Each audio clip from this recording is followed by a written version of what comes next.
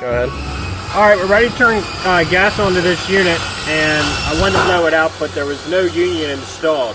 So I'm going to need to take this apart, and I already had this apart, but when I took it apart, I had a bunch of water come out of the regulators.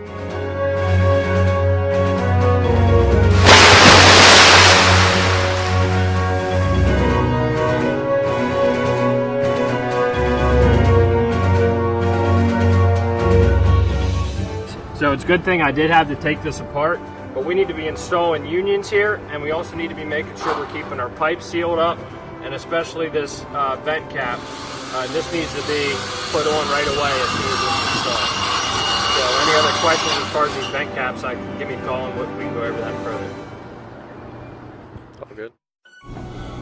As you can see in this installation, they have used a indoor vent cap.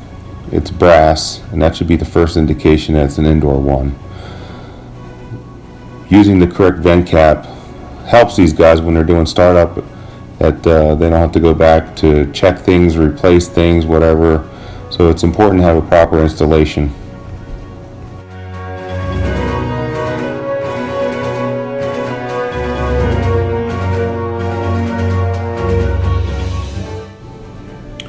Thanks to the help of Shannon Spots' finger, he is pointing out the proper vent cap for gas regulators in an outdoor application.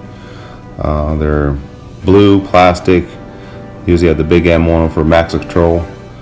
So make sure that you're using the proper vent cap in your outdoor and your indoor installations. It'll save everybody a lot of headaches.